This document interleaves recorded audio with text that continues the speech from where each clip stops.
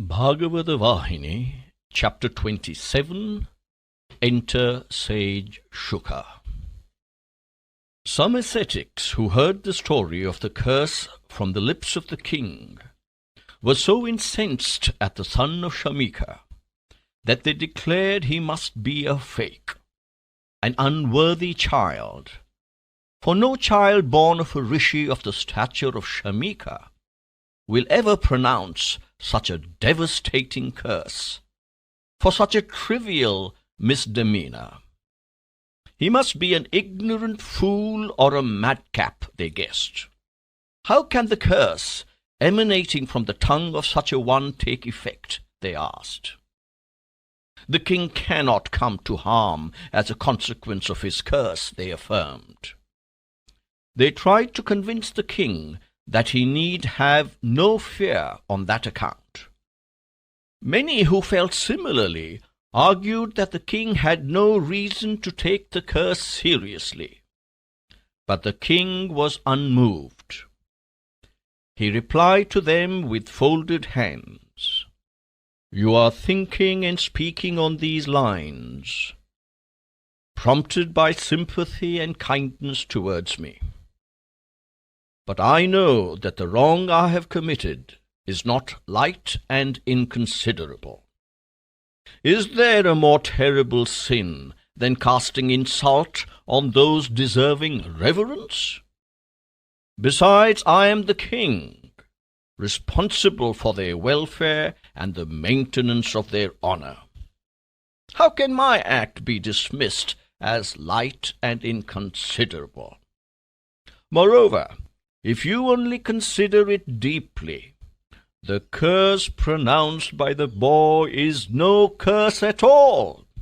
It is, on the other hand, a great big boon, for I had fallen into the well of sin called empire. I had deluded myself into the belief that pleasure is the be-all and end-all of life. I was leading the life of a mere beast. I had forgotten God and my duty towards him.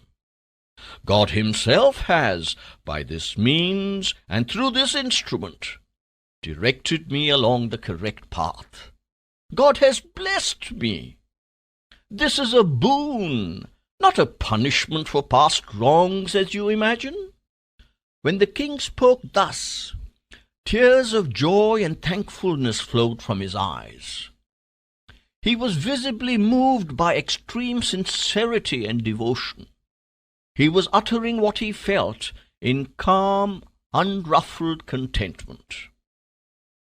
The ascetics and the subjects around him were amazed at his equanimity. They knew his declaration was true. The aged ascetic rose, and standing before the wailing populace, he addressed the gathering thus: "O best of kings, your words are rays of sunlight to the hearts of the ascetics. They are so appropriate to your lineage and upbringing, for you are a Pandava born. The Pandavas never even once slipped into wrong or sin. They held fast always to the feet of Hari the Lord. They stuck to the commands of the Lord unwaveringly. When the Lord returned to his abode, they gave up the kingdom as a result of spontaneous renunciation. They left for the northern regions. You too are today following this holy path, since you belong to this great clan which has inherited this way of life." At this the king prayed to them, with palms folded in adoration. "O best among ascetics, I have just one doubt. Please remove it from my mind. Make my days worthwhile." "Tell me what it is," responded the ascetic. The king asked that he be informed what the man for whom death is imminent can best do. At this, one sage rose and said that so far as time permitted, one could perform yajnas or yagas, or one could engage himself in japa or tapa, acts of charity or pilgrimages, or fasts or ritual worship. Another declared that liberation can be acquired only through the acquisition of jnana, that is, jnana devatu kaivalyam. A third spoke of the supreme importance of holy acts prescribed in the Vedas and Shastras, that is, karmanyaivahi samsiddhi. Some others argued that cultivating devotion to God is the best method of using the weak. Bhaktirvasa purusha, that is, the Lord is won over by devotion alone. In this confusion of conflicting opinions, the king sought the true path, and the ascetics were silenced by the persistence of the king to get a real answer to the problem he had posed. Meanwhile, a youthful ascetic, with an extraordinarily bright face and personality of attractive splendor, moved through the gathering of aged sages like a fast stream of light, and reaching the presence of the king, he seated himself on a height.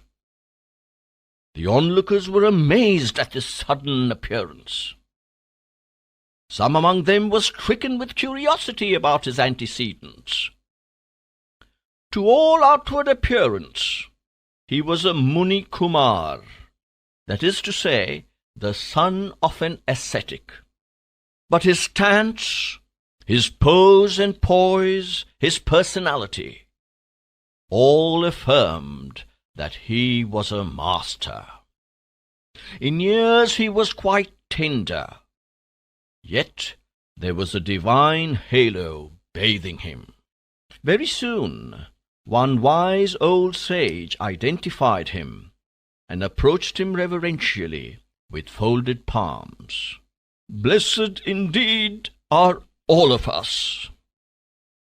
This ray of divine effulgence is no other than Sri Shuka, the precious offspring of Vyasa Bhagavan. Introducing the stranger thus to the gathering, the sage continued, "From the moment of birth, this person is free from all attachment. He is the master of all knowledge." The king, who heard this, shed tears of gratitude and joy. He rose like a kite in the air, so light and full of joy, and fell prostrate at his feet. His palms were folded in prayer when he stood up. He was straight and silent as a pillar. He was immersed in bliss. He visualized the youth before him as Krishna himself. The splendor of Shuka was too brilliant for his eyes. His charm appeared to the king equal to the god of love. The black curly rings of hair moved like black serpent hoods hovering over the white oval face. As stars amidst the dark clouds, his eyes shed cool lustre and shone extraordinarily bright. A smile showered drops of joy from his lips. The king neared Shuka with slow steps. His voice was broken and indistinct. His throat was quivering with emotion. He said, "Master, I have no strength to describe the depth of your grace. Every act of yours is aimed at the welfare of the world. It is indeed my fortune that I had your darshan today, so easily, for I know it can be won only by protracted and persistent effort. Oh, how fortunate am I! I must ascribe it to the merit earned by my grandparents." The king was overcome with grateful joy at the presence of Shuka. He stood with tears of joy streaming from his eyes. With a smile hovering on his lips, Shuka directed the king to sit by his side. He said, "O king, you are no doubt straight and steadfast in moral conduct. You are intent on the service of the good and the godly. Your meritorious life has drawn this large gathering of sages around you this day. Or else, these ascetics who are concerned with spiritual discipline would not have left their schedules to come here and pray that you may attain the realization of the highest. This is no act of charity. You have earned this gift by many lives spent virtuously and well." The king was gazing with devoted admiration at the face of Shuka while he was speaking to him.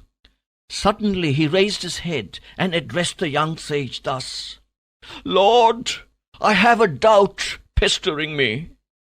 Remove it and give peace to my heart. I was laying it before this assembly when you came. You can, I know, solve that doubt in a trice. It must be child's play for you." Shuka interrupted him and said, "Parikshit, the reason I have come to you is to solve this doubt that is pestering you. You can ask me what you have in mind. I shall resolve your doubt and grant you satisfaction." When the great Shuka uttered these words, the sages who had gathered exclaimed, "What great fortune! Blessed indeed!" and clapped their hands in joy so loud that the acclamation reached the sky. The king spoke humbly and with evident anxiety. "Lord, what should a person facing death, and who is aware of the oncoming of the end, engage himself in? What should his mind dwell upon? After succumbing to death, he should not be born again. When that is his prayer, how should he spend the days at his disposal? This is the problem that is bothering me at present. What is my highest duty?" The king pleaded again and again for guidance. Shuka answered, "King, withdraw your mind from worldly thoughts and fix it on Hari, the Lord who charms all hearts. I shall instruct you in the wisdom of the divine, the Bhagavata Tattva. Listen to it with all your heart. There is no activity holier than that. There can be no greater spiritual exercise or discipline or vow. The human body is a worthy boat. The story of Hari is the rudder. This world of change, this constant flow, this samsar is the sea. Hari is the boatman. Today, this sacred equipment is available for you. The problem you have raised is not concerned with just one individual. The whole world is concerned with it and its solution. It is the most vital of all problems that deserves inquiry. The Atma principle is the panacea for all ills. That is the ultimate truth. No one can escape it. To establish oneself in that faith during the final days is the duty of all living beings.